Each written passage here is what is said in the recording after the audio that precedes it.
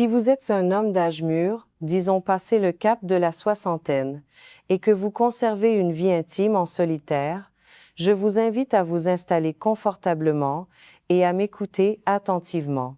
Ce que je vais vous dire aujourd'hui n'est en aucun cas un jugement, bien au contraire. C'est une conversation nécessaire, celle que nous pourrions avoir dans l'intimité de mon cabinet médical. Il existe une réalité silencieuse souvent ignorée, qui pourrait expliquer pourquoi insidieusement vos érections semblent perdre de leur vigueur, ou votre sensibilité s'émousse avec le temps. Ce n'est pas l'acte en lui-même qui pose problème, mais la manière dont il est pratiqué. Fort de mon expérience, auprès de nombreux patients, je souhaite vous guider à travers ces zones d'ombre pour transformer cette habitude en un véritable allié pour votre santé et votre prostate. Avant d'entrer dans le vif du sujet, permettez-moi de dissiper un malentendu fréquent. La plupart des hommes de votre génération ont grandi avec l'idée que la sexualité, et particulièrement le plaisir solitaire, était soit une bonne chose, soit une mauvaise chose, une vision très binaire en noir et blanc. Mais la médecine, tout comme la vie, est faite de nuances. L'auto-érotisme peut être un formidable outil de santé, favorisant le sommeil, la gestion du stress et l'équilibre hormonal. Cependant, s'il est pratiqué sans conscience des changements physiologiques liés à l'âge, il peut drainer votre énergie et créer une déconnexion avec la réalité de l'intimité partagée. Avançons donc ensemble pas à pas pour comprendre ces mécanismes subtils. Commençons par aborder un aspect qui dépasse la simple physiologie, le risque de l'isolement social. J'ai reçu récemment en consultation un ancien professeur de lettres, un homme cultivé de 67 ans vivant dans la banlieue de Lyon. Il m'a confié le regard un peu fuyant. « Docteur, je n'ai pas touché une autre personne depuis des mois, mais je m'occupe de moi-même. Est-ce suffisant? » C'est une question bouleversante. La vérité est qu'il n'y a aucun mal à se faire du bien. Le danger survient lorsque cette pratique vient remplacer le lien humain au lieu de simplement le compléter. Lorsque le plaisir solitaire devient votre unique fenêtre sur l'intimité, vous risquez de vous retirer doucement du monde. Vous ne vous isolez pas parce que vous êtes âgé, mais parce que vous cessez de croire que quelqu'un quelque part a encore envie d'échanger avec vous, de vous toucher. Le toucher est un besoin biologique, presque aussi vital que l'oxygène. Il maintient vos circuits émotionnels en éveil. Si vous ressentez cette solitude, je vous encourage à faire un petit pas vers l'extérieur. Appelez un ami, rejoignez un club de marche. Échangez quelques mots avec votre boulanger. L'intimité, c'est avant tout se sentir humain parmi les humains. Ce besoin de douceur m'amène naturellement à parler de votre corps et plus spécifiquement de la fragilité de votre peau. Avec l'âge, l'épiderme s'affine, perd de son élasticité et de son hydratation naturelle. C'est un phénomène normal d'atrophie cutanée. La peau de la zone génitale n'y échappe pas. Sans les précautions adéquates, les frictions répétées peuvent causer ce que nous appelons des micro-lésions. Ce sont de minuscules coupures invisibles à l'œil nu, mais qui sont des portes d'entrée pour l'inflammation ou les infections. Si vous ressentez une brûlure ou une rougeur persistante après coup, c'est votre corps qui vous demande plus de clémence. Oubliez les vieilles habitudes ou l'utilisation de la salive qui n'est pas hygiénique. Optez pour un lubrifiant à base d'eau neutre et respectueux de votre pH. À votre âge, vous n'êtes plus dans une course contre la montre. Prenez le temps. La douceur n'est pas une faiblesse, c'est une forme de respect envers votre propre corps. En parlant de temps et d'habitude, il y a un phénomène neurologique fascinant et parfois problématique que je rencontre souvent, la désensibilisation ou ce que l'on pourrait appeler le conditionnement traumatique. Un patient me disait récemment: « Je n'ai aucun problème quand je suis seul, mais avec ma compagne, il ne se passe rien. » Ce n'est souvent pas un problème hormonal, mais un problème de conditionnement cérébral. Si pendant des années vous utilisez toujours la même technique, la même pression, le même rythme, votre cerveau finit par associer le plaisir uniquement à ce schéma précis. C'est comme un sentier dans une forêt. Si vous empruntez le même chemin chaque jour pendant 40 ans, l'herbe ne repousse plus et le chemin devient une autoroute inévitable. Votre cerveau a oublié comment explorer les sous-bois. Avec une partenaire, les sensations sont plus diffuses, moins mécaniques, et votre cerveau trop habitué à votre sentier balisé ne réagit plus. La solution variez. Changez de main de rythme.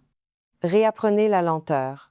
Votre système nerveux n'est pas cassé, il est simplement trop entraîné à une routine spécifique. Il faut lui réapprendre l'imprévu. Cela nous conduit à une observation médicale cruciale concernant votre santé cardiovasculaire. Beaucoup d'hommes pensent que tant qu'ils obtiennent une érection seule, tout va bien. Mais attention, l'érection matinale ou solitaire est parfois l'arbre qui cache la forêt. L'érection est le baromètre de votre santé vasculaire. Les artères péniennes sont très fines, bien plus fines que les artères coronaires du cœur. Si elles commencent à se boucher ou à se rigidifier, c'est là que les symptômes apparaîtront en premier. La masturbation demande moins d'efforts circulatoires et cardiaques qu'un rapport partagé. Par conséquent, elle peut masquer un début de dysfonction érectile d'origine vasculaire. Si vous remarquez que vos érections sont moins fermes même seules, ou qu'elles ne durent pas, ne l'ignorez pas. Ce n'est pas une fatalité de l'âge, c'est peut-être un signal d'alerte de votre corps concernant votre circulation générale ou votre taux de testostérone. Consulter n'est pas un aveu d'impuissance, c'est une démarche de prévoyance et de sagesse. Il y a aussi des aspects purement mécaniques auxquels on ne pense jamais, comme la posture. Cela peut sembler trivial, mais la manière dont vous êtes installé joue un rôle. Si vous êtes assis sur une chaise rigide, le dos voûté, vous comprimez le nerf pudendal. C'est le nerf principal qui innerve la zone pelvienne et transmet les sensations au cerveau. Une compression répétée peut entraîner des engourdissements, des fourmillements, voire une perte de sensibilité chronique. Pensez à votre confort. Allongez-vous ou choisissez un fauteuil où votre bassin est libre de toute contrainte. Favorisez une bonne circulation sanguine.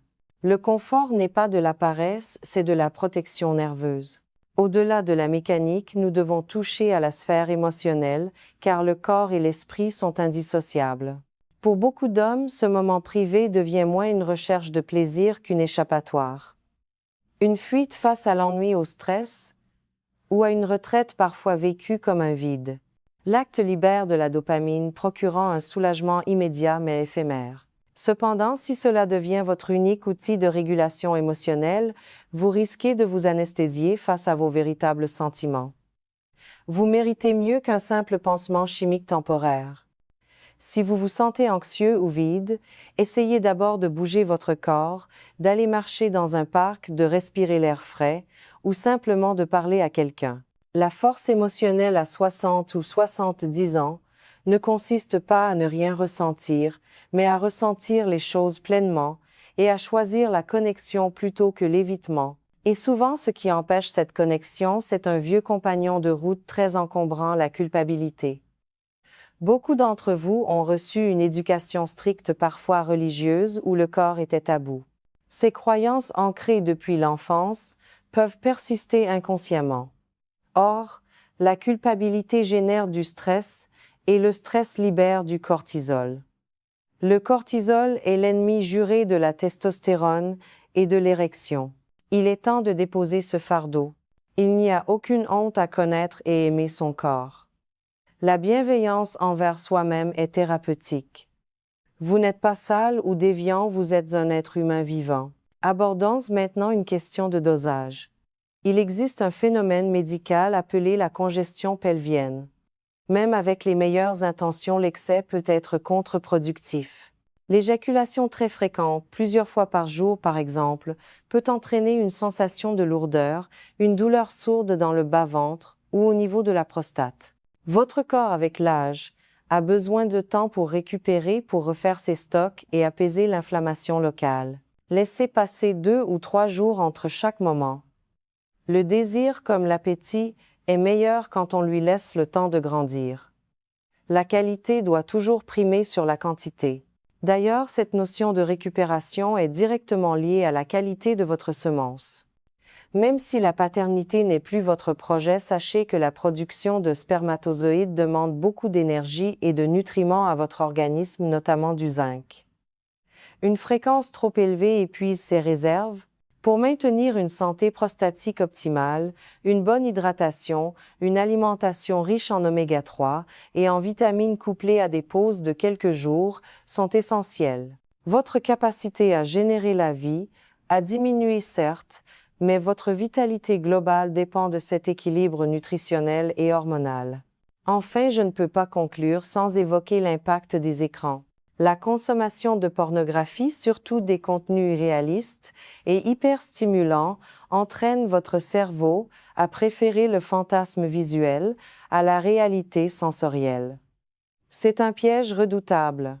Lorsque vous vous retrouvez face à une vraie partenaire avec ses imperfections, sa peau qui a vécu comme la vôtre, l'excitation peut ne pas être au rendez-vous, car votre cerveau attend les images saturées de l'écran.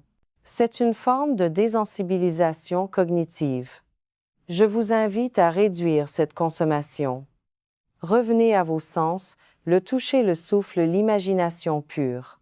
Votre cerveau est plastique, il peut se réadapter à tout âge si vous lui en donnez l'occasion. En résumé, l'objectif est de passer d'une pratique mécanique à une pratique de pleine conscience. Utilisez de la lubrification, soyez lent. Écoutez les signaux de votre corps. Changez vos habitudes, introduisez du mouvement. Si vous ressentez des faiblesses persistantes, consultez un médecin sans honte. Si vous vous reconnaissez dans certaines des erreurs que j'ai décrites, ne vous blâmez pas. Vous avez traversé des décennies, élevé des familles, bâti des carrières, affronté des épreuves. Vous méritez la paix, pas le jugement. Votre corps n'est pas votre ennemi, il communique simplement avec vous. En l'écoutant avec respect, il vous récompensera par une vitalité retrouvée. N'oubliez jamais que l'âge ne vous retire pas le droit à la passion ni à la connexion. Seul le silence et la honte ont ce pouvoir. Vous êtes encore capable de croissance et de découverte. Prenez soin de vous non par vanité, mais par respect pour la vie qui vous habite. Si cette discussion vous a apporté un éclairage nouveau, je vous invite chaleureusement à partager ce message avec un ami qui pourrait en avoir besoin et à rejoindre notre communauté pour d'autres échanges sur la santé au masculin. Prenez soin de vous et à très bientôt.